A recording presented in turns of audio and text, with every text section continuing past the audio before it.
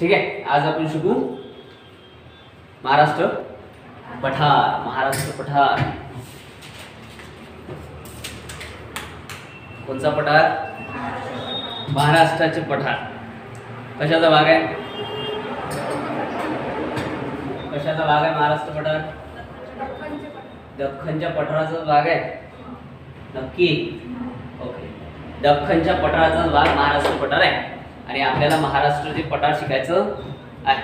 आता महाराष्ट्राचं जे पठार आहे ते महाराष्ट्राचं पठार दख्खनच्या पठाराचाच एक भाग आहे. मग दख्खनचं पठार कशाला म्हणायचं? पहिली महत्त्वाची गोष्ट, दख्खनचं पठार कशाला म्हणायचं? बिकॉज आपण आता कोकण शिकलोय, सह्याद्री शिकलोय. आता पुढचा प्राकृतिक विभाग आहे महाराष्ट्राचा, महाराष्ट्राचे पठार, बरोबर आहे. आणि आपण पाहिलंय की महाराष्ट्राचे पठार हाच कशाचा एक भाग आहे? दख्खनच्या पठाराचा एक भाग आहे. मग दख्खनचं पठार कशाला म्हणायचं? दख्खनचं पठार कोणीकडून कोणीकडे आहे? दख्खनच्या पठाराच्या सीमा काय आहे समजलं पाहिजे. बिकॉज दख्खनच्या पठाराचा सर्वात मोठा भाग म्हणजे महाराष्ट्र पठार होता. दख्खनच्या पठाराचा सर्वात महत्त्वाचा, महत्त्वपूर्ण, मोठा, आकाराने मोठा, क्षेत्राने मोठा, सर्वात मोठा दख्खनच्या पठाराचा भाग असेल तर महाराष्ट्र पठार, जो महाराष्ट्रात वसलेला किंवा ज्यावर महाराष्ट्र वसलेलं, हे आपल्या लक्षात आलं पाहिजे. सर्व पद्धतशीर आहे, अशा गोष्टी आपल्याला जशी जशी रचना असेल तसं तसं सर्व लक्षात आलं पाहिजे, बरोबर की? मग महाराष्ट्र पठार उत्तरेकडे पाहायचं रे भाऊ. उत्तरेकडील सातपुडा विंध्य पर्वतरांगे आहे. त्या विंध्य पर्वतरांगेखाली जेवढं काही पठार असेल तो पूर्णचा पूर्ण दख्खनचा पठार म्हणून ओळखला जातो. दख्खनचा पठार म्हणून ओळखलं जातं. पूर्वी प्राचीन काळात दख्खनचा प्रदेश म्हणून ओळखला जात, दख्खनचा प्रदेश म्हणून ओळखला जातो. त्यानंतर मग दख्खनचे पठार म्हणून ओळखले जाऊ लागला.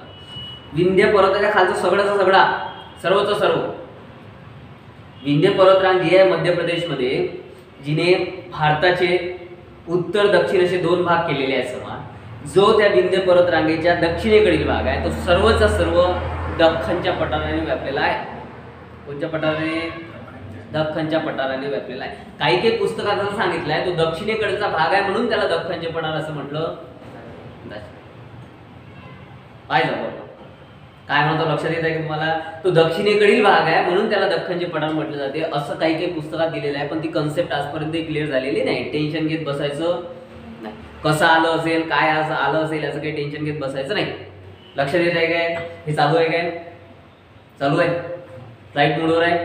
ओके, चलो समजून आलं मी काय म्हणतो. ओके, आता दख्खनचे जे पूर्ण पठार आहे त्याचाच एक भाग महाराष्ट्र पठार. आपण महाराष्ट्राची रचना शिकलो, महाराष्ट्राचे प्राकृतिक विभाग शिकलो, त्या कारणाने आपण महाराष्ट्राशी संबंधित गोष्ट लक्षात घेऊ. ओके, आता दख्खनच्या पठारापैकी तेलंगणाचे पठार वेगळे, कर्नाटकचे पठार वेगळे आणि महाराष्ट्राचे पठार वेगळे. दख्खनच्या पठाराचा सर्वात मोठा भाग महाराष्ट्र पठार. मग महाराष्ट्र पठाराची निर्मिती कशी झाली नेमकी? महाराष्ट्र पठाराची निर्मिती आपल्याला सांगितलं जाते, प्रत्येक पुस्तकामध्ये आपल्याला हेच लिहिलेलं आढळेल किंवा प्रत्येक पुस्तकामध्ये हेच आढळून येईल की भ्रंशमूलक उद्रेकापासून झालेली आहे. कशापासून? पण भ्रंशमूलक उद्रेक म्हणजे काय? या शब्दाची कॉन्सेप्ट काय? या शब्द कुठून निर्माण झालेला आहे? तर हा झालेला आहे ज्वालामुखीपासून निर्माण. भ्रंशमूलक ज्वालामुखी असा एक प्रकार आहे. भ्रंशमूलक ज्वालामुखी असा एक प्रकार आहे जो पुस्तकात दिलेला नाही. टेन्शनच घ्यायचं. भ्रंशमूलक प्रकार पाहिजे बरोबर. काय म्हणतो मी तुम्हाला? बाकी सर्व अभ्यासक्रमात, शालेय पुस्तकात, मोठ्या मोठ्या पुस्तकात, रेप्युटेड पुस्तकामध्ये आपल्याला ज्वालामुखीचे दोनच प्रकार दिलेले आहे. एक म्हटलं तर केंद्रकीय ज्वालामुखी, एक म्हटलं तर भेगीय ज्वालामुखी. ओके, यापैकीच एका ज्वालामुखीने महाराष्ट्र पठाराची निर्मिती झालेली आहे. ओके, आणि यापैकीच एका प्रकाराला भ्रंशमूलीय किंवा भ्रंशमूलीय ज्वालामुखी असं म्हटलं जातं किंवा भ्रंशमूलक ज्वालामुखी असं म्हटलं. या दोन पैकी एका प्रकार, राईट. मग आता ज्वालामुखी कन्सेप्ट. ज्वालामुखी म्हणजे काय? ज्वालामुखी म्हणजे काय? जमिनीच्या भूगर्भातील प्रावरण. कोणचा भाग? जेव्हा आपण रचना शिकू, जेव्हा आपण भूगर्भ शिकू, पूर्णचा पूर्ण पृथ्वीचा अंतरंग शिकू, तेव्हा आपल्या सर्व लक्षात येईल. आता एवढं लक्षात ठेवा की प्रावरण काय? प्रावरण ज्यामध्ये वेगवेगळ्या प्रकारचे वायू वेगवेगळ्या प्रकारचे खनिज, वेगवेगळ्या प्रकारचं वाफा, धूळ, माती, मृदा, ह्या सर्व गोष्टी, खडक, या सर्व गोष्टी आढळून येतात. हा भाग जो असते प्रावरण, या प्रावरणातला काही प्रमाणात वाफ असेल, नैसर्गिक वायू असतील, पाणी असेल, हे सर्वच सर्व तप्त स्वरूपात असते. कुठल्या स्वरूपात असते? तप्त स्वरूपात असते. आणि त्याला कुठेतरी बाहेर यायला जागा हवी असते. बिकॉज त्याचा जो काही तिथे वाफ तयार होते, त्याचा जो काही तिथे साठा असते, तो बाहेर येण्यासाठी आतुर असतो. बाहेर येण्यासाठी काय असते? आतुर असतो. पद्धतशीर लक्षात ठेवता काय म्हणतो आम्ही तुम्हाला, त्याला तिथे जागा मिळत नाही. कारण दिवसेंदिवस काय होत आहे, त्याच्यामधलं जे काही तापमान आहे ते वाढत चाललंय, त्यामुळे त्याची वाफ वाढत चालली. त्यामुळे वाफेला मोठ्या प्रमाणात जागा तिथे मिळत नाहीये. मग ज्या वेळेस तिथे मोठ्या प्रमाणात साठा होईल निर्माण, त्यावेळेस तिथे कुठून तरी बाहेर जागा पाहिजेच निघाली. बरोबर आहे की नाही? त्यावेळेस बाहेर निघायला जागा पाहिजे. आपला कुकर असते की नाही? कुकर आहे की नाही आपला कुकर? मग त्याच्यात वाफ जास्त झाली तर शिट्टी वाजते की नाही? मग तसंच आहे की नाही? तसंच आहे.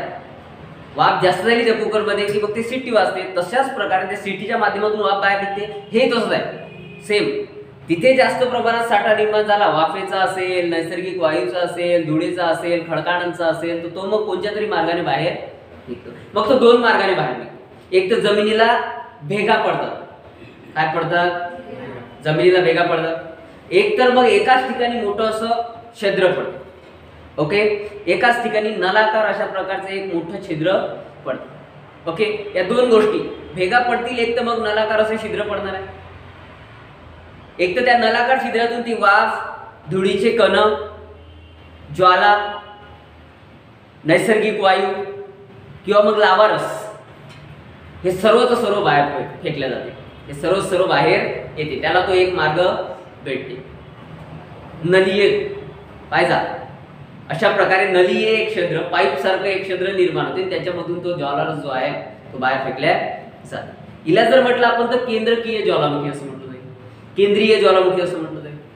दुसरी ज्वालामुखी जर आपण म्हटलं तर जमिनीला भेगा पडतात. जसे आपल्या उन्हाळ्यात पडत असतात, माहिती आहे तुम्हाला जमिनीला भेगा पडतात? हो, तसंच सेम तशा जमिनीला भेगा पडतात आणि त्या भेगांमधून तो ज्वालारस बाहेर येतो आणि तो पसरतो. पण दोन्ही याच्या संकल्पना वेगळ्या, दोन्ही याची पद्धत वेगळी. लक्षात ठेवा बरोबर, पद्धतशीर पाहिजे. आपण जर विचार केला, समजा केंद्रकीय ज्वालामुखी जर विचार केला अशा प्रकारे, तर अशा प्रकारे एक असं छिद्र निर्माण होते, उंचवट भाग निर्माण होते. उंचवट भाग निर्माण होऊन अशा प्रकारचं याचं मुख असते आणि यामधून जमिनीतील जेवढा काही लावारस असेल, धुळीचे कण असतील, वायू असेल, नैसर्गिक वायू असेल, तो सर्व याच्यामधून बाहेर फेकला जाते.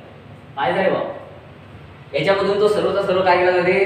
बाहेर फेकला जाते. म्हणजे एका केंद्रातून त्याला बाहेर येण्यासाठी मार्ग मिळते, म्हणून त्याला केंद्रीय ज्वालामुखी असं म्हटलं जातं. आणि काही प्रमाणात अशा प्रकारच्या भेगा तयार होतात जमिनीला, काही प्रमाणात भेगा तयार होतात. त्या भेगांमधून तो लावारस बाहेर येते. आता तो जेव्हा भेगातून बाहेर येते तेव्हा तो भेगेच्या आजूबाजूला दोन्ही साईडला पसरते. इकडे पसरेल, इकडे पसरेल आणि तो मोठ्या प्रमाणात पसरते असं.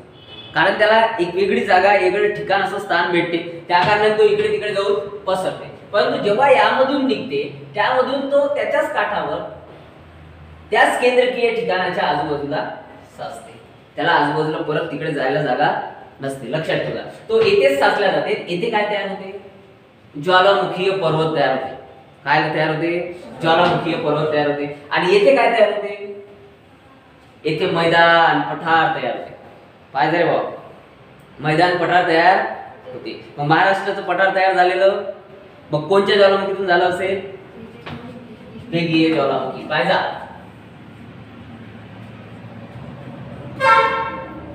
इलास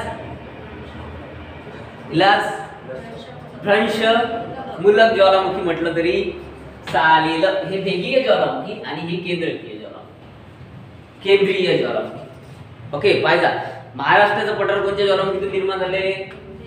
भेगीय ज्वालामुखीमधून निर्माण झालेलं हे भेगीय ज्वालामुखी. ठीक आहे. आता याच्या व्यतिरिक्त ज्वालामुखीचे 3 प्रकार पडतात कालावधीनुसार. पाहिजे आता त्या 3 पैकी कोणत्या प्रकारानुसार तयार झालं असेल समजा महाराष्ट्राचं पठार. पहिली म्हटलं तर जागृत ज्वालामुखी. कुठली ज्वालामुखी?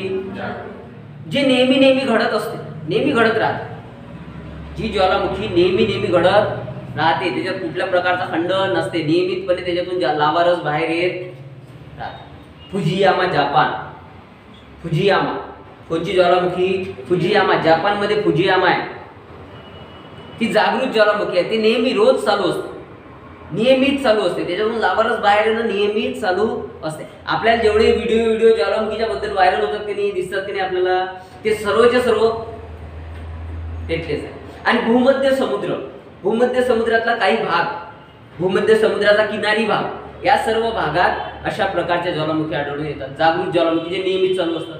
दुसरी म्हटलं तर सुप्त किंवा मग निद्रस्त ज्वालामुखी असते. कुठली?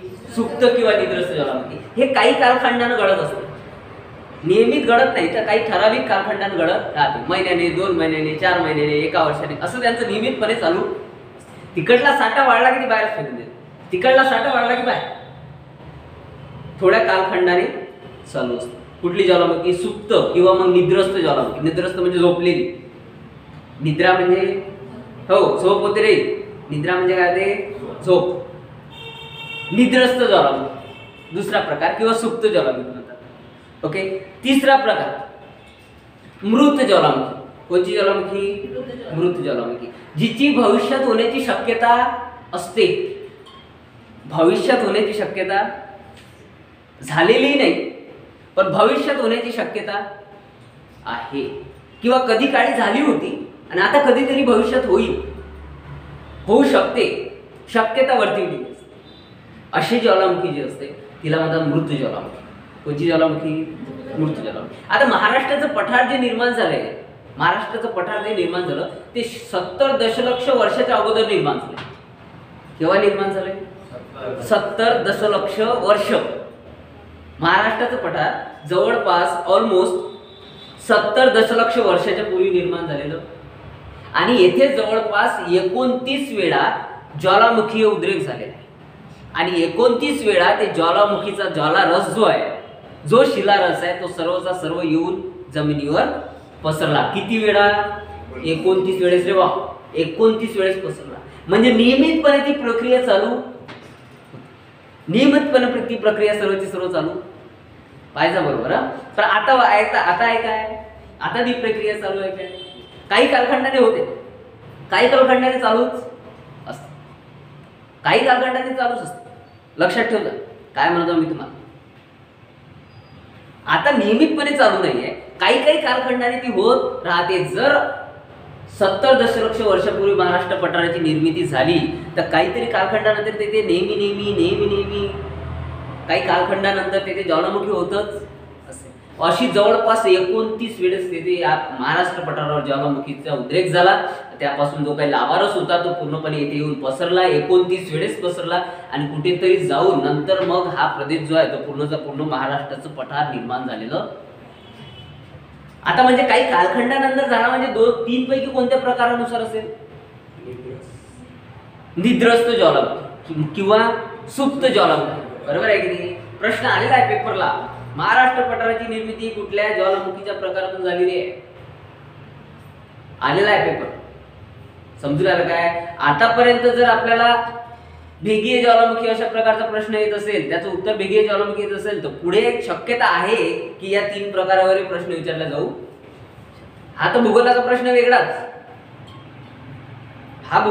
वेगळाच, बट त्या व्यतिरिक्त आपल्याला यामध्ये इन्क्लूड करून ते सर्व गोष्टी विचारल्या सर, हेही समजलं. ह्या सर्व गोष्टी आपल्या भूगोलाच्या नोट्समध्ये आहेतच आहे. तुम्हाला मी सांगतो की भूगोलाची नोट्स वाचा. सर्व जगापासून, जगाची निर्मिती, ग्रह, उपग्रह, अवकाश, जमीन, जमिनीच्या खाली, जमिनीच्या वरती, अवकाशाच्या, जमिनीच्या मधात सगळं दिलेलं आहे. महाराष्ट्रासहित, जगासहित, जगातल्या खंडांसहित, आशिया खंडातल्या सर्व गोष्टी, भारताचं स्थान, महाराष्ट्राचं स्थान निश्चिती, वेळ निश्चिती, ज्वालामुखी, भूकंप, जमिनीचे प्रकार, मृदांचे प्रकार, वनांचे प्रकार, वाऱ्यांचे प्रकार, A to Z गोष्टी त्यामध्ये दिलेल्या आहेत भूगोलाच्या नोट्समध्ये. म्हणून ते पद्धतशीर तेवढी नोट्स क्लिअर करा. याच्या व्यतिरिक्त काही करायची गरज, 4-5 पुस्तकं, शालेय पुस्तकं सर्व एकत्र करून ती नोट्स काढलेली, म्हणून त्याकडे लक्ष द्यायचं. समजून आलं काय? म्हणजे आता 2 प्रकारच्या ज्वालामुखी, एक म्हटलं तर केंद्रीय ज्वालामुखी, एक म्हटलं तर भेगीय ज्वालामुखी. महाराष्ट्र पठाराची निर्मिती जी आहे ती भेगीय ज्वालामुखी मधून झालेली आहे. जवळपास ऑलमोस्ट 29 टाइम्स, किती वेळेस 29 वेळेस जवळपास त्याच्या ज्वालामुखीचा उद्रेक झाला आणि त्याचा जो काही लावारस होता, जो काही शिलारस होता, तो पूर्णपणे जमिनीवर पसरला आणि तो असा 29 वेळेस होऊन 70 दशलक्ष वर्षाच्या पूर्वी महाराष्ट्र पठाराची निर्मिती झाली. पूर्णपणे प्राचीन पठार आहे महाराष्ट्र पठार. आणि 70 दशलक्षापासून मग त्याच्यावर वेगवेगळ्या प्रकारची पाण्याच्या प्रक्रिया होत असतील, वेगवेगळ्या प्रकारच्या खनिजांच्या प्रक्रिया होत असतील, वेगवेगळ्या प्रकारच्या वातावरणाच्या प्रक्रिया होत असतील. त्या सर्व प्रक्रिया होऊन 70 दशलक्ष वर्षापासून येथे एवढी सुपीक जमीन निर्माण झाली. आता पूर्ण महाराष्ट्राचं जे पठार आहे येथून काय झाले भाऊ, इकडे लक्ष द्या. काय म्हणतो, महाराष्ट्राचं जे पठार आहे सह्याद्रीच्या पूर्वेकडे, राईट, सह्याद्रीच्या पूर्वेकडे आणि छत्तीसगडच्या पश्चिमेकडे किंवा मग चिलापल्ली अरण्याच्या पश्चिमेकडे किंवा मग चिरोली भामरागड टेकड्यांच्या, बरोबर आहे की. हा एवढा प्रदेश इकडे सातपुडा आणि इकडे मग तेरेखोलची नदी इथपर्यंत जो काही पूर्ण प्रदेश पसरलेला आहे, हा पूर्ण प्रदेश म्हणजे महाराष्ट्राचे पठार होय. याची निर्मिती झाली आहे भ्रंशमूलक उद्रेकापासून भेगीय ज्वालामुखीमधून. कशामधून? भेगीय ज्वालामुखीच्या भ्रंशमूलक उद्रेकापासून याची सर्व निर्मिती झालेली आहे. भेगीय ज्वालामुखीद्वारे तप्त शिलारस बाहेर आला आणि तो जमिनीवर पसरला. जवळपास अशी 29 वेळेस प्रक्रिया घडली. 29 वेळेस प्रक्रिया घडून तेथे पूर्णपणे त्या जमिनीवर लावारस पसरला, शिलारस पसरला आणि त्यानंतर काही कालखंडानंतर त्या शिलारसाला किंवा तोच शिलारस बेसॉल्ट खडक म्हणून पुढे आला. कोणता? म्हणून म्हटलं जाते की महाराष्ट्र पठारावर पूर्णपणे कोणता खडक आढळून येते? बेसॉल्ट खडक आढळून येते. बेसॉल्ट खडक आढळून येते म्हणजे महाराष्ट्र पठारावर पूर्ण महाराष्ट्र पठार जो असेल या सर्व भागात बेसॉल्ट खडक आढळून येणार आहे. आणि बेसॉल्ट खडकापासून काय तयार होते? तर काळी मृदा तयार होते. काय तयार होते? काळी मृदा, जिला रेगुर मृदा म्हटलं जाते, जिला कापसाची मृदा म्हटलं जाते. त्या काळ्या मृदेपासून हा पूर्ण प्रदेश सुपीक बनलेला आहे. आणि काळी मृदा कशापासून बनली? तर बेसॉल्ट पासून बनली. आणि बेसॉल्ट कशापासून? तर ज्वालामुखीच्या उद्रेकापासून तयार झालेला आहे. कारण बेसॉल्ट भारतात सर्वीकडे आढळते अशातला भाग हा प्रदेश ज्वालामुखीच्या उद्रेकापासून तयार झाला. याच्या व्यतिरिक्त खालचा प्रदेश किंवा या साईडचा प्रदेश जो काही तेलंगणाचे पठार असेल, कर्नाटकचे पठार असेल, येथे थोड्याफार प्रमाणात उद्रेक झाला असेल. म्हणून हा जो पूर्ण प्रदेश आहे हा पूर्ण प्रदेश बेसॉल्ट खडकापासून बनलेला आहे. त्यातल्या त्यात आपण कर्नाटक पठाराचा आणि तेलंगणा पठाराचा जर विचार केला तर तेथेही एवढ्या मोठ्या प्रमाणात आढळून येणार नाही. स्पेशली ऍक्च्युअल मध्ये महाराष्ट्र पठार जे आहे तेच जास्त प्रमाणात बेसॉल्ट खडकाचं बनलेलं आहे. कारण की जास्तीत जास्त प्रमाणात येथे काय निर्माण झालेलं आहे? बेसॉल्ट खडकाची जाडी निर्माण झालेली आहे.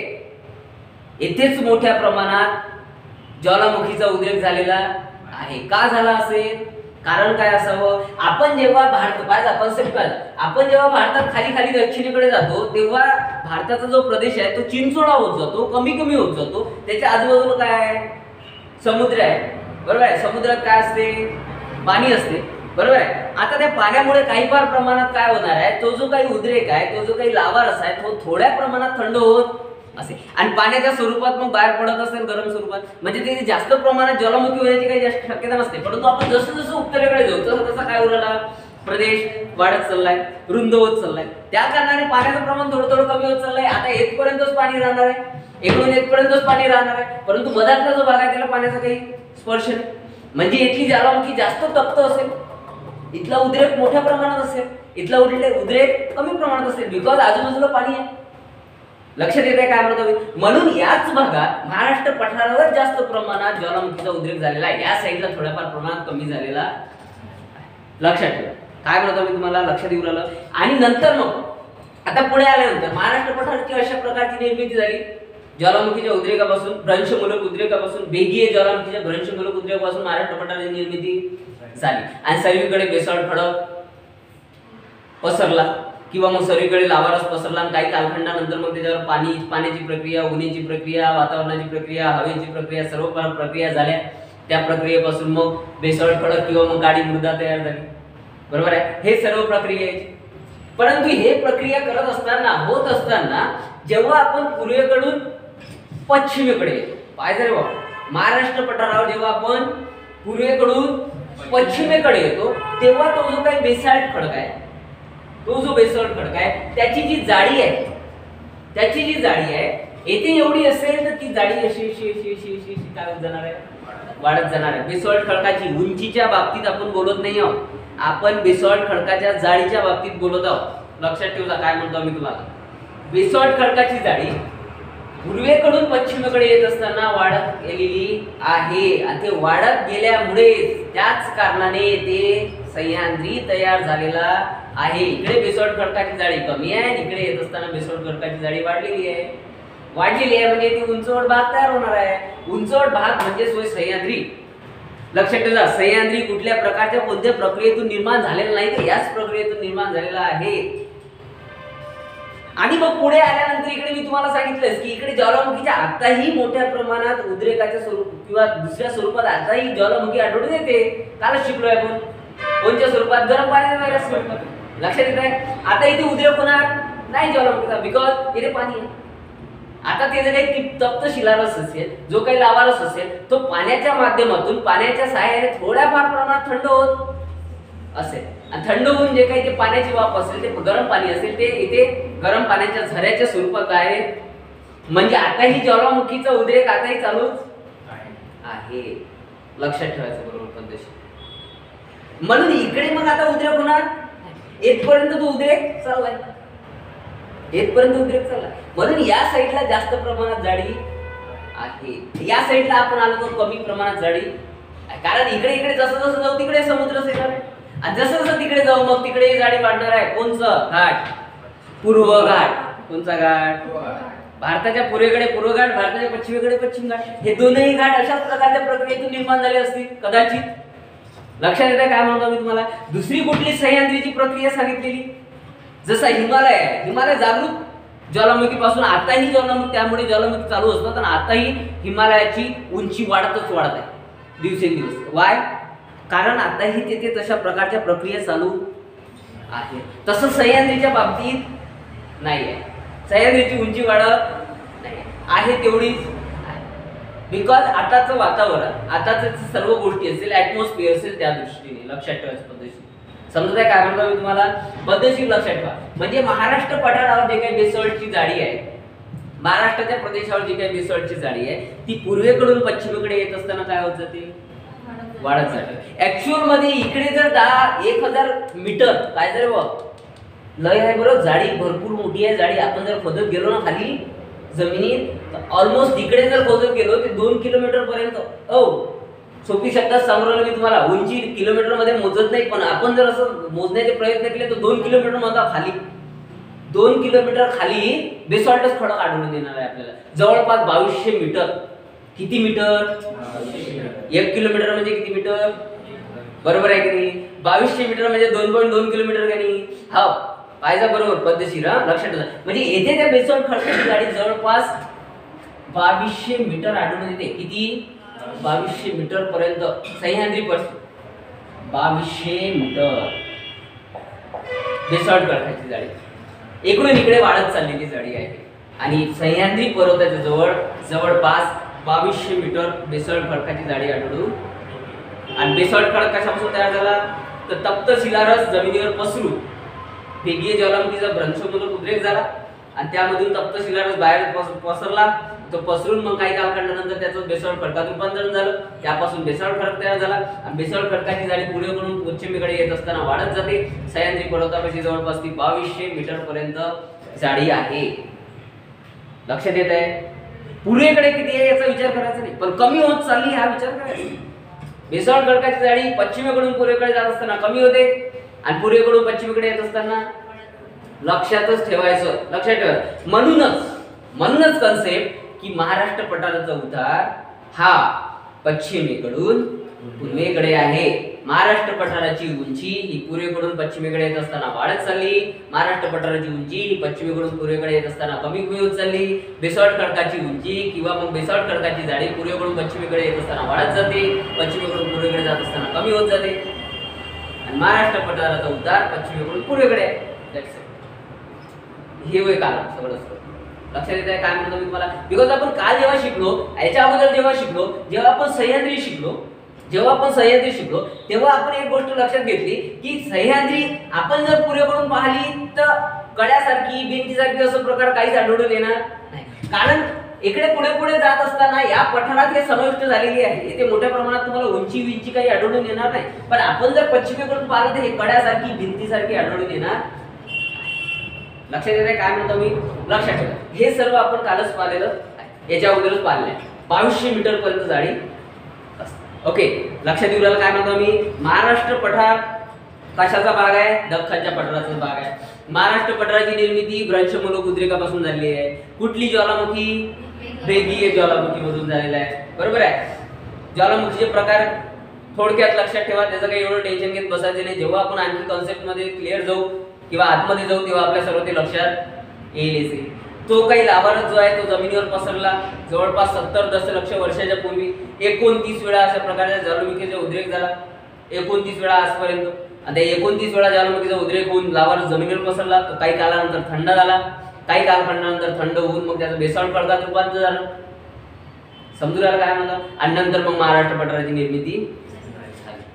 समजू राहिलं? महाराष्ट्राच्या एकूण क्षेत्रापैकी किती आहे क्षेत्रफळ महाराष्ट्राचं? 3077. कितवा क्रमांक लागते भारतात? तिसरा. पहिला राजस्थान. कोणाचा? किती आहे क्षेत्रफळ? राजस्थानचं क्षेत्रफळ. कोमात जासान काय? कोमात कोमात जासान काय? नाही मग सांगा ना.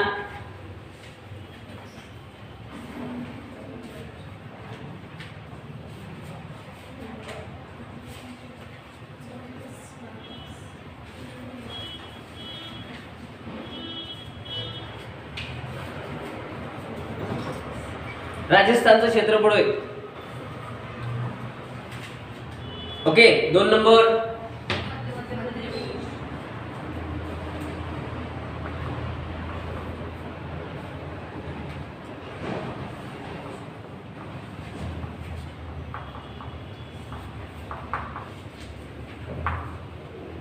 हे वय मध्य प्रदेशचं क्षेत्रफळ. 3 नंबर. महाराष्ट्राचा तिसरा क्रमांक कसा लागते हे समजलं पाहिजे की नाही? 3077 13 हे 8252 करतात. कसं काय ओळखलं 8252? हवे ह्या मोठं पाहिजे याच्यापेक्षा. इथे 77 आहे त्याच्यापेक्षा मोठं लागेल नाही. हा म्हणून 82 इकडले तिकडे समजले पाहिजे तेवढं तरी. लक्षात आहे काय? पाहिजे बरोबर. राजस्थान क्षेत्रफळ 34 22 39. मध्य प्रदेश म्हटलं तर 30 82 52 आणि महाराष्ट्र म्हटलं तर 3077. अशा प्रकारे हे क्षेत्रफळ आहे. म्हणून महाराष्ट्राचा पूर्ण भारतात तिसरा क्रमांक लागते क्षेत्रफळाच्या दृष्टिकोनाने. या 3077 13 क्षेत्रफळापैकी महाराष्ट्राच्या 3077 13 चौरस किलोमीटर या एकूण क्षेत्रफळापैकी महाराष्ट्र पठार पाहिजे रे भाऊ. महाराष्ट्र पठाराने जवळपास 90% क्षेत्र व्यापलेलं आहे बघू. किती टक्के क्षेत्र? हे बाकीचं हे 10% मध्ये. हे जे इकडनं दिसू राहिलं तुम्हाला हे किती?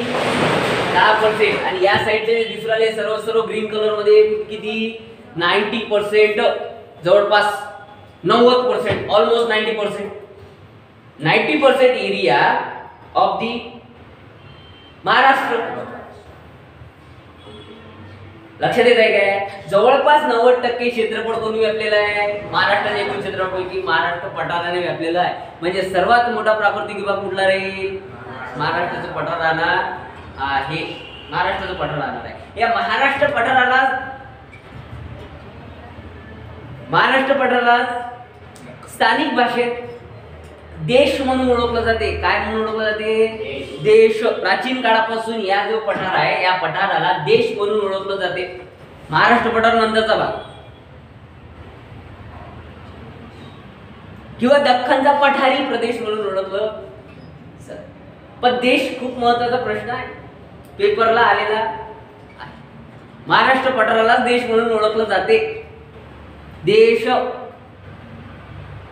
म्हणून ओळखलं जाते. काय म्हणून ओळखलं जाते? देश महाराष्ट्र पठाराला आणि पूर्ण महाराष्ट्राच्या एकूण क्षेत्रापैकी 30-77 क्षेत्रापैकी जवळपास 90% क्षेत्र जे आहे ते पूर्णचं पूर्ण महाराष्ट्र पठाराने व्यापलेलं आहे. म्हणजेच महाराष्ट्राच्या एकूण क्षेत्रापैकी 90% क्षेत्र जे आहे ते सुपीक जमिनीचं बनलेलं आहे. बिकॉज हे 90% क्षेत्र जे आहे पूर्णचं पूर्ण बेसाल्ट खडकापासून बनलेलं आहे. आणि बेसाल्ट खडकापासून बनलं म्हणजे इथल्या भागात सुपीक माती आढळून येणार आहे. त्यानंतर महत्वाची कॉन्सेप्ट अशी की महाराष्ट्राचं पठार हे नद्यांपासून बनलेलं असं म्हटलं जाते, नद्यांच्या खोऱ्यांपासून बनलेलं असं म्हटलं जाते.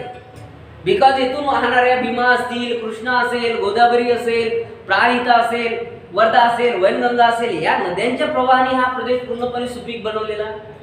मी तुम्हाला सांगितलं याच्या अगोदरच की माती ही कशी सुपीक होत, त्यामध्ये पाणी रुजेल, त्यामध्ये काही खनिज रुजतील, त्यामध्ये काही खनिज असतील, त्याचंही काही प्रमाणात गुणदोष गुणधर्म त्या मातीत जर रुजायचे असतील तर त्यामध्ये पाणी पाहिजे. पाणी देण्याचं काम नद्या करतात. पावसाच्या पलीकडे जाऊ आहे की नाही, पाऊस तर 4 महिनेच असतो ना, पण त्याच्या व्यतिरिक्त नद्यांचं पाणी असतं. म्हणून हा पूर्णचा पूर्ण प्रदेश सुपीक करण्याचं काम कोण करते, नद्या करतात. म्हणून म्हटलं जाते की नद्यांच्या खोऱ्यापासून बनलेला हा प्रदेश आहे. म्हणजे जवळपास आपण पूर्ण भारताचा जर विचार केला तर भारतातील असं एकही राज्य नाही महाराष्ट्राच्या व्यतिरिक्त की जेथे एवढ्या मोठ्या प्रमाणात सुपीक प्रदेश आढळून येईल. 90% सुपीक प्रदेश. आता प्रॉब्लेम असा आहे की त्या 90% पैकी ऑलमोस्ट 30-35-40% प्रदेश असा आहे की जिथे पावसाचं प्रमाण कमी असते, त्या कारणाने वांदे होते. त्या कारणाने काय होते, थोडे वांदे होते. लक्षात ठेवा. समजूला काय म्हणतो मी तुम्हाला, 35% मराठवाडा जर आपण लक्षात घेतला, जवळपास अवर्षणग्रस्त प्रदेश, दुष्काळग्रस्त प्रदेश जर लक्षात घेतला तर तिथे मोठ्या प्रमाणात किंवा खूप कमी प्रमाणात पर्जन्य, त्या कारणाने ते थोड्याफार प्रमाणात तिथे काय तर सुपीकता आढळून येणार नाही. थोड्याफार प्रमाणात जमिनीची धूप जास्त होईल. पाणी जर कमी पडलं, ऊन जास्त तापली तर जमिनीची धूप होत असते. जमिनीची धूप होऊन मग काय होते, त्याचं धुळीत रूपांतर होते आणि नंतर मग ती जी काही माती असते ती वारं वाहून पुढे नेते, दुसऱ्या कुठल्या तरी जमिनीकडे नेते. मग त्याची सुपीकता काय होते, कमी होते. त्यामधले जे काही घटक असतील, कीटक असतील, ते सगळे मृतावस्थेत आढळून येतील. कारण जमिनीत असलेले कीटक सुपीकता वाढवतात जमिनीची. बरोबर आहे की नाही. शेतकऱ्याचा मित्र कोणाला म्हटलं जाते, गांडूळाने म्हटलं जाते. गांडूळ, बरोबर आहे की नाही. गांडूळ तेही एक जमिनीतला एक घटकच आहे, सुपीकता वाढवते. गांडूळ काय करते, जमिनीची सुपीकता वाढवते. पण त्याने पाणीच नाही, आता कुठून गांडूळ राहणार आहे, पाणीच नाही त्या जमिनीत, तर गांडूळ कुठून राहणार आहे. बरं गांडूळ नाही तर मग दुसरे घटक आढळून येणार काय, नाही. मग ते आढळून येणार नाही तर मग जमिनीची सुपीकता टिकून राहणार आहे काय, हे कारण असते सुपीकता निघून जाण्याचं. म्हणून मराठवाड्याचा जेवढा काही थोड्याफार प्रमाणात जो काही 8 जिल्ह्यांचा प्रदेश आहे तो थोड्याफार प्रमाणात कमी प्रमाणात काय कमी सुपीक प्रमाणात आहे. परंतु सुदैव असं की गोदावरी नदी आहे, बरोबर आहे. त्र्यंबकेश्वर नाशिक मधून उगम पावते, पूर्ण मराठवाड्यात प्रवास करते, पूर्ण मराठवाड्याला जलमय करून टाकते. त्या कारणाने थोड्याफार प्रमाणात तिथे सुपीकता टिकून राहिलेली आहे. म्हणून जवळपास महाराष्ट्राचा 90% जो काही भाग आहे तो महाराष्ट्र पठाराने व्यापला. म्हणजेच महाराष्ट्राच्या एरियापैकी जवळपास 90% भाग सुपीक प्रदेश आहे. एवढा सुपीक प्रदेश असणारा भारतात कुठलंच राज्य नाही. राजस्थानचा विचार केला तर मग तो वांदेच वांदे, राजस्थानमध्ये तर आहेच नाही, सगळी वाढू सोड. मध्य प्रदेशचा विचार केला तर ठीक आहे, परंतु तिथे काळी मृदा, रेगूर मृदा आढळून येणार नाही. का सर्वात जास्त पूर्ण भारतात कापसाचं पीक महाराष्ट्रात होते, हेच कारण कापसाची मृदा म्हणूनही त्या मृदेला ओळखलं जाते. कापसाचं चांगलं पीक काळ्या मृदेतच येऊ. आजूबाजूला जर पुढे बेसॉल्ट नसेल तर कापूस इथेच पिकवला जाणार आहे सर्वात जास्त. लक्षात येत आहे काय म्हणतो मी तुम्हाला. म्हणून वेगवेगळ्या प्रदेशात वेगवेगळ्या मृदा आढळतात आणि वेगवेगळ्या प्रदेशात वेगवेगळ्या प्रकारची पिकं वैशिष्ट्यपूर्णता घेतले जातात. कुठे ऊस घेतला जात असेल, कुठे तांदूळ घेतले जात असेल, कुठे काय घेतलं जात असेल, बरोबर आहे. लक्षात. तर महाराष्ट्राच्या एकूण एरियापैकी 90% एरिया जो आहे, 90% क्षेत्र जे आहे ते पूर्ण क्षेत्र सुपीक आणि महाराष्ट्र पठाराने व्यापलेलं आहे. आणि कशापासून बनले हे मी तुम्हाला सांगितलं आहे. पुढे जाऊ. महाराष्ट्र पठार जे आहे, या महाराष्ट्र पठाराची पूर्व पश्चिम लांबी रे बाबा, पूर्व पश्चिम लांबी महाराष्ट्र पठार.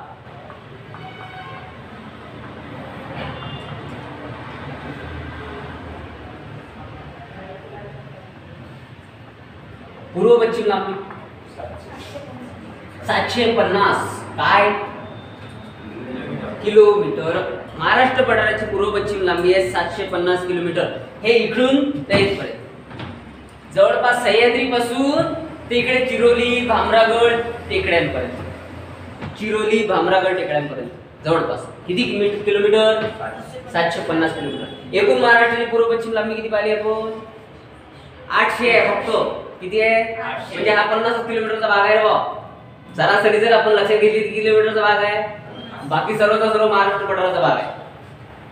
लक्षात येते 750 किलोमीटर पूर्व पश्चिम लांबी. उत्तर दक्षिण रुंदी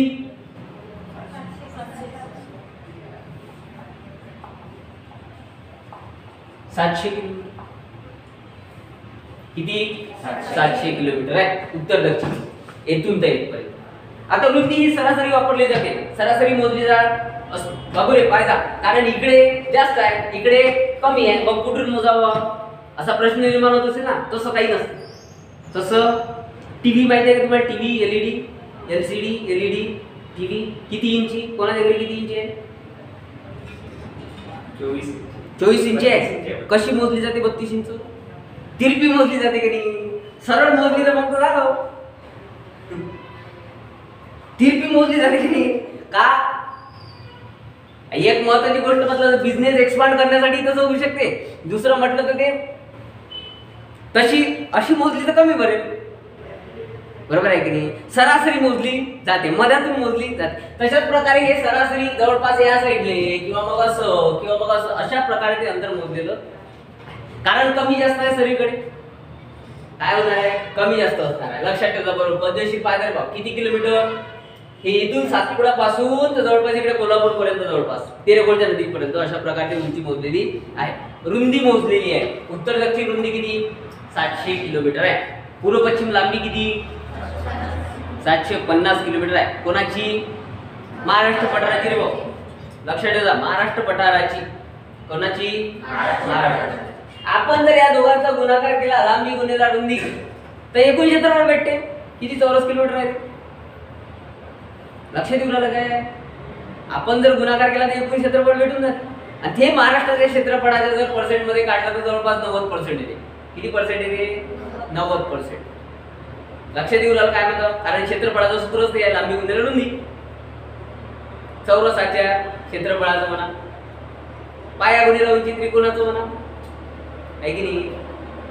लक्षात ठेवा. पद्धतशीर सर्वच्या सर्व गोष्टी लक्षात ठेवा. ठीक आहे. हे लांबी रुंदी. त्यानंतर उंची. आता आपल्याला महाराष्ट्र प्रदेशाची उंची पाहिजे, महाराष्ट्र पठाराची उंची पाहिजे. बेसाल्ट खडकाची जाडी नकोय. बेसाल्ट खडकाची जाडी लिहिली इथे. आता बेसाल्ट खडकाची जाडी नाही पाहिजे, महाराष्ट्र पठाराची उंची पाहिजे.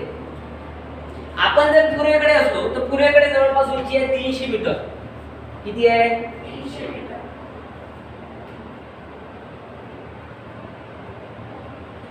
आणि जसं जसं आपण पश्चिमेकडे येऊ तशी तशी ती उंची वाढत जाणार आहे. म्हणजे पश्चिमेकडे किती असावी? 900.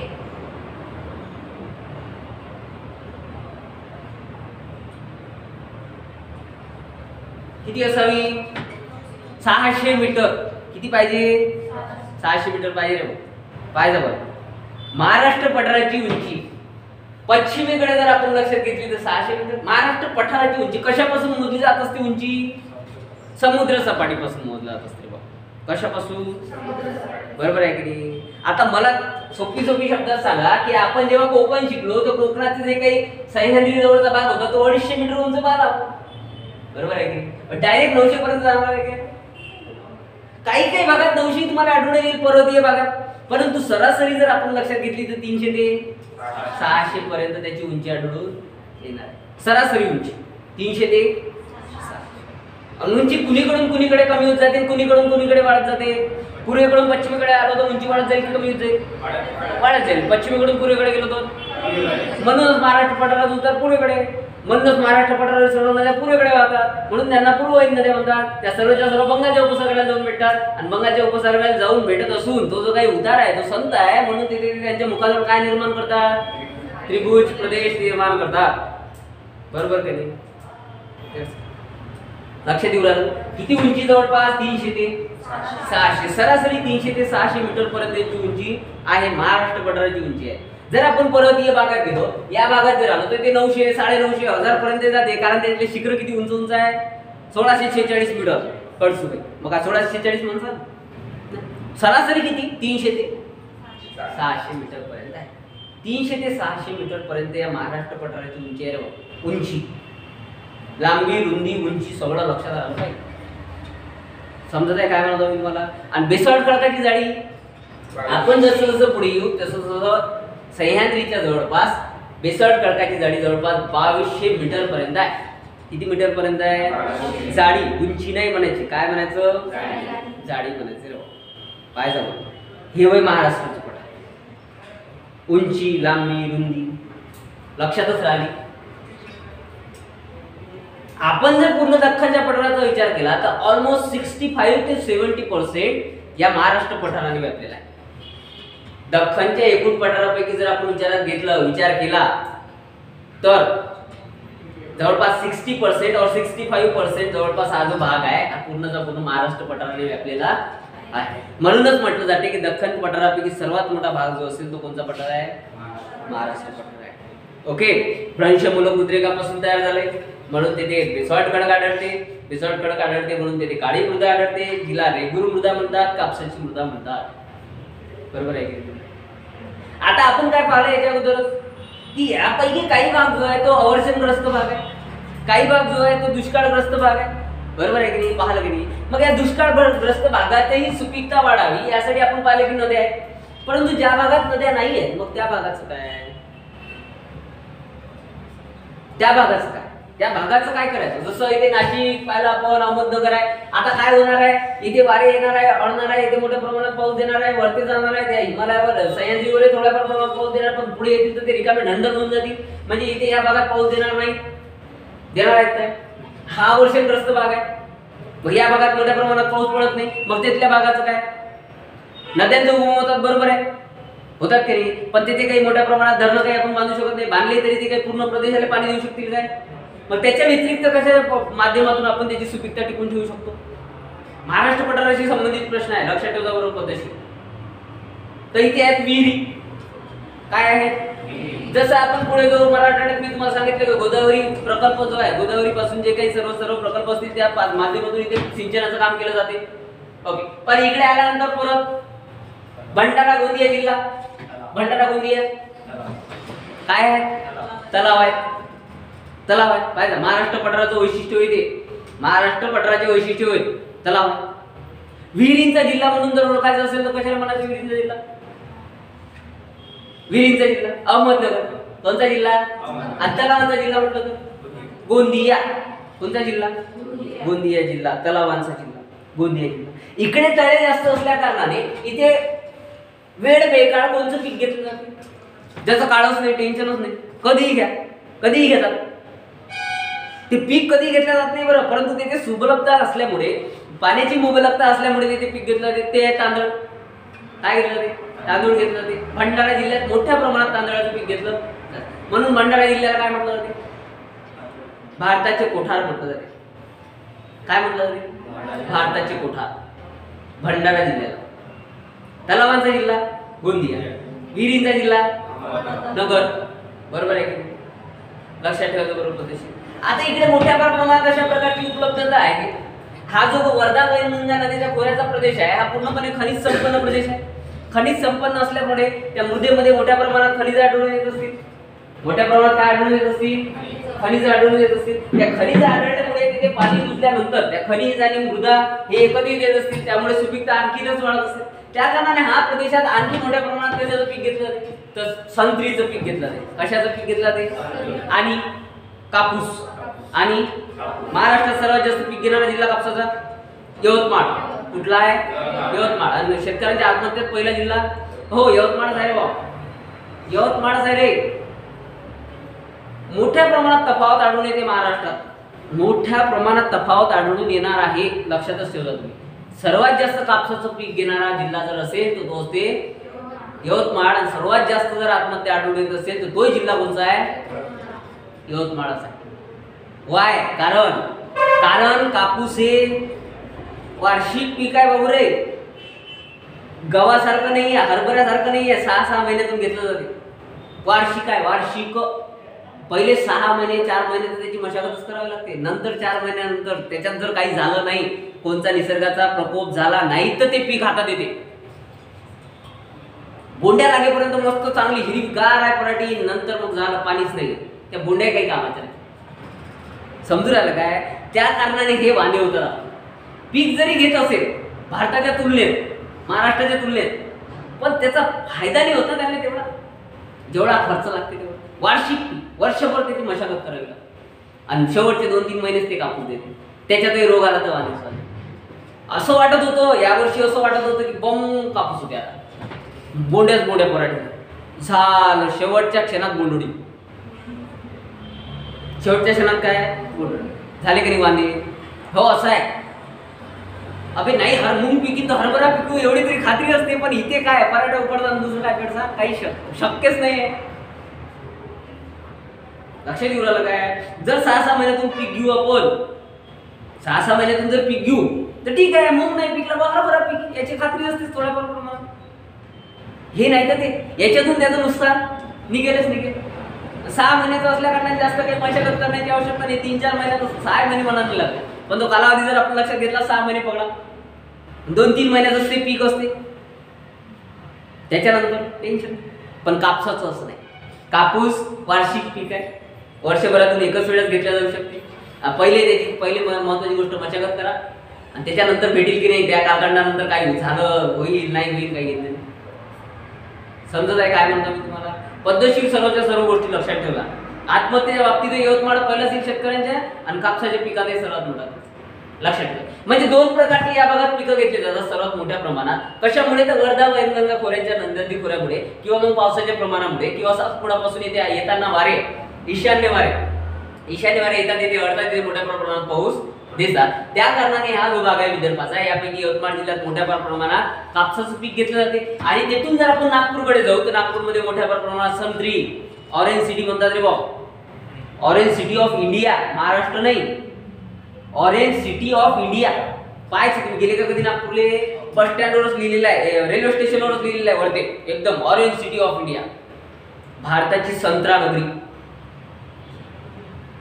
Orange city. बरोबर आहे की नाही? मोठ्या प्रमाणात ते ऑरेंजचं पीक घेतलं जाते, संत्र्याचं पीक घेतलं जाते, कापसाचं पीक घेतलं जाते, इकडे भाताचं पीक घेतलं जाते. म्हणजे किती श्रीमंत असायला पाहिजे आपण विदर्भातले लोक, असायला पाहिजे की. तुम्हाला काय वाटते? महाराष्ट्रात सर्वात जास्त जंगल विदर्भात, महाराष्ट्रात सर्वात जास्त गोष्टी विदर्भात, पीक विदर्भात. म्हणजे आपण भेदभाव नाही करत आहोत, मी सांगत आहोत तुम्हाला. पण सिच्युएशन काय? विदर्भातच सर्वात जास्त शेतकऱ्यांच्या आत्महत्या होऊ राहिल्या. कारण काय? कारण आता आपल्याला आधुनिक शेतीकडे वळावं, पर्याय नाही आहे. जग जिकडे चाललं तिकडे आपल्याला जावं लागेल, पर्यायच नाही. हे जेथपर्यंत शेतकरी आपण लोक समजून घेत नाही, आपणही शेतकरी जाऊ, जेथपर्यंत आपणही समजून घेणार नाही तेथपर्यंत काहीच होणार शक्यच नाही. लक्षात येत आहे? महाराष्ट्र पठाराचं वैशिष्ट्य तुम्हाला काय म्हणतो मी तुम्हाला? मोठ्या प्रमाणात विविधता, मोठ्या प्रमाणात तफावत आढळून येणार आहे, मोठ्या प्रमाणात तफावत आढळून येणार आहे. इकडे जर आपण पुढे आलो मराठवाड्यात, तर मराठवाड्यात मोठ्या प्रमाणात मोसंबीचं पीक घेतलं जाते, मोसंबीचं पीक घेतलं जाते. मोसंबी आपल्या इथे येत असते ना विकाय मोसंबी, हो संत्र्यासारखीच असते ना. हो, दुसरा काय फरक आहे? बहीण भाऊच आहे वाटते. स्त्रीलिंग पुल्लिंग काय? संत्रीचा संत्रा म्हणता की संत्री म्हणता की संत्रे म्हणता? संत्री म्हणता शुद्ध भाषेत. इंग्रजी भाषेत संतर म्हणतात रे. संत्र पंत्र काही नाही, संतर वेगवेगळा आहे ते. त्र ठेवतोच नाही आपण, तर ठेवतो संतर. बरोबर आहे की नाही? बरोबर आहे. आणि मोसंबी म्हणजे दोघी बहिणी बहिणीच आहेत, आहेत की नाही? आणि जवळ जवळच आहेत. इकडे नागपूर आणि ते जालना जवळपास. जालन्यामध्ये मोठ्या प्रमाणात मोसंबीचं पीक घेतलं, तिकडे संत्र्यांचं पीक घेतलं. आणि दोन्ही पिकाची काही खात्री, ऊन तपलीतच गोडवा येईल, आणि गोडवा आला तर त्याची मागणी वाढणार आहे. मोठे प्रॉब्लेम आहे. मी तुम्हाला सांगत आहो काय प्रॉब्लेम काय आहे आपला. आपला प्रॉब्लेम हा आहे, प्रॉब्लेम आपला हा आहे. कापसाचंही तसंच, संत्र्याचं मोसंबीचंही तसं. गारपीट झाली तर मग तसा सप्पा एकदम काम. वारे आले गारपीट झाली की सगळे गहून खाली पडतात. मग त्याला विकतही कोणी घेत नाही, व्यापारी वर्गही विकत घेत नाही, घेतलाय तर स्वस्त भावात विकत घेतली म्हणजे डुबा. म्हणून इकडे शेतकरी आत्महत्या मोठ्या प्रमाणात या भागात होत राहतात. इकडे का नाही, इकडे तर मोठ्या प्रमाणात शेती हा भागच नाही, शेतीचा जास्तीत जास्त भाग नाही, कारण की हा जो भाग आहे पूर्णपणे शहरीकरण झालेला भाग आहे, तो काही प्रॉब्लेम नाही. पण आपल्याला इकडे काहीतरी अशा गोष्टी कराव्या लागतील की ज्यामुळे आपण कोणत्या तरी प्रमाणात याच्यात नुकसान झालं तर इकडे काहीतरी झालं पाहिजे. म्हणजे जोडधंदा असेल, अदर काही गोष्टी असतील, आधुनिक तंत्रज्ञान असेल, त्या सर्व गोष्टी आपल्याला समजून घ्यावी लागतील. इकडे सोलापूर, सातारा या भागात जर आपण आलो तर काही लोक, काही शेतकरी ड्रॅगन फ्रूटचं पीक घेत आहे. माहिती आहे तुम्हाला? ड्रॅगन फ्रूट लय महाग आहे, बम महाग आहे रे.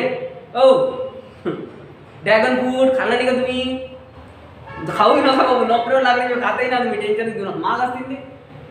इकडले शेतकरी ड्रॅगन फ्रूटचं पीक घेतात, बम महाग आहे. बाहेर देशातही मागणी, भारतातही मागणी. भारतात पूर्णपणे ड्रॅगन फ्रूट इम्पोर्ट केलं जाते, पूर्णपणे आणलं जातं, बाहेर देशातून आयात केलं जातं. लक्षात येऊ तुम्हाला काय म्हणतो मी? कसंही पीक घेऊ शकतो आपण, त्याला काहीच होत नाही, काट्याचं झाड आहे, जनावर खात नाही ना, काहीच परिणाम ना, त्याच्यावर नेट बांधा लागते ना, काही करावं लागत ना, काही करावं लागत ना, काही. ड्रॅगन तेही समजलं पाहिजे. मी तुम्हाला याच्या अगोदर सांगितलं होतं बोरांची शेती, पेवनची बोर, काट्याचं झाड कोणी खात नाही, बिमारी येत नाही मोठ्या प्रमाणात, ना फवारा करा ना काय खत टाका, काही घेणं नाही. मग ह्या सर्व गोष्टी समजल्या पाहिजे. ह्या सर्व गोष्टी आपण जेव्हा करू तेव्हा थोड्याफार प्रमाणात शेतकऱ्यांचं थोडंसं बरं होईल, सिच्युएशन बरी होईल, शेतकऱ्यांची आत्महत्या थोड्याफार प्रमाणात कमी होईल. आहे की नाही? प्रत्येक गोष्टीत आपण सरकारला दोष देऊन काही अर्थ नाही, आहे त्यांचा दोष, मी असं म्हणत नाही, पण प्रत्येक गोष्टीत त्यांनाच नाही, आपल्याला थोडंसं आता जगानुसार बदलावं, पर्याय नाही, पर्यायच नाही. आपण जर तशा प्रकारे, कारण निसर्ग काय करेल हे सांगता येत, निसर्गाचे मोठे वांदे आहेत हे लक्षात ठेवायचं पद्धतशीर. तरी तर आपण अशा भागात आहोत की येथे पाऊस पडते, या भागात जर असतं तर मग तर वांदेच वांदे असते मराठवाड्याकडे, आहे की नाही? तिथले लोक ज्वारी मोठ्या प्रमाणात पिकवतात, सगळ्यात जास्त ज्वारी तसं म्हटलं सोलापूरला पिकते, पण मराठवाड्यात ज्वारी पिकते. तिकडले लोक जास्त पोळ्या खात नाहीत, ओ भाकरी पाहिजे ते त्याला आवडते अशातला भाग नाही आहे, तिथे पिकते, बरोबर का नाही? पिकते, हे लक्षात ठेवा. पद्धतशीर सर्वच्या सर्व गोष्टी लक्षात ठेवा. महाराष्ट्र पठाराचं वैशिष्ट्य आहे, महाराष्ट्र पठारावर कशा प्रकारे विविधता आढळून येते, ते कशानुसार इथे आढळणाऱ्या गुणधर्मानुसार आढळून लक्षात ठेवा, बरोबर? पद्धतशीर सर्व गोष्टी लक्षात ठेवा. आपण जर इकडे गेलो तर इथे मोठ्या प्रमाणात खनिज साठे आहेत, खनिज साठे म्हणजे इथे उद्योग आहेत, उद्योग आहे म्हणजे रोजगार निर्माण व्हायला पाहिजे, पण आहे का? सर्वात जास्त बेरोजगार विदर्भातले लोक आहेत, कारण इकडे इंडस्ट्री आहे ना भाऊ. इकडे इंडस्ट्री आहे, आपल्या कमी काय आहे हे पहा तुम्ही. काय म्हणतो मी तुम्हाला, इकडे जरी कच्चा माल असला तरी तो कच्चा माल इकडे आणला जाते आणि इकडे येऊन त्याच्यावर प्रक्रिया केली जाते. इकडे खाणीतून काढलेले जर 10 जण लागत असतील तर त्या कोळशापासून हिरा तयार करायला इकडे 100 जण पाहिजे, म्हणजे रोजगार इकडे तयार होईल, तिकडे कमी तयार होईल. आणि तिकडे मरण्याचे चान्सेस जास्त, इकडे कमी आहे. खसली एखादी खाण झालं मेल, म्हणजे दुर्घटना इकडे जास्त होऊ शकतात. मी सांगत तफावत पा काय आहे, कारण काय आहे सर्व होण्याचं, आपल्यामध्ये तफावत काय आहे पाहिजे बरोबर. इकडे जर कोळशाची खाण असेल तर इथून फक्त कोळसा काढला जाईल, त्याचं शुद्धीकरण इकडे होईल ना. का? कारण इकडे उद्योग नाही आहेत, एवढे मोठे मोठे कारखाने नाही आहेत, मग ते उभारावे लागतील, ते झाले पाहिजे, ते झाले तर रोजगार निर्माण होईल.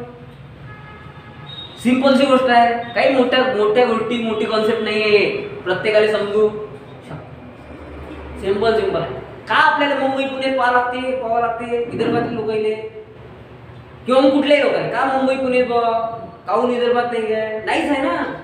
असतं तर मग काय तिकडे जास्त काम पडलं असतं. साखर कारखाने तिकडे, कपड्याचे कारखाने तिकडे, तेल शुद्धीकरण कारखाने तिकडे, मासेमारी संबंधी, जहाजा संबंधित गोष्टी सर्व तिकडे, सगळ्या गोष्टी तिकडेच. हे तफावत आहे, हे महाराष्ट्रातली विविधता आहे. मी भेदभाव किंवा तुम्हाला काही अशा प्रकारचं वेगळं काही सांगण्याचे प्रयत्न करत असं नाही. ह्या महाराष्ट्र पठारावरील तफावत सांगण्याचे तुम्हाला प्रयत्न करत आहोत की महाराष्ट्र पठारामध्ये यामध्ये फरक काय नाही. येथे एवढ्या सर्व गोष्टी असूनही येथे कुठल्या प्रकारची तफावत आढळून येते हे पाहिजे. पावसामुळे असेल किंवा अदर कुठल्याही गोष्टीमुळे असेल. समजून आलं काय?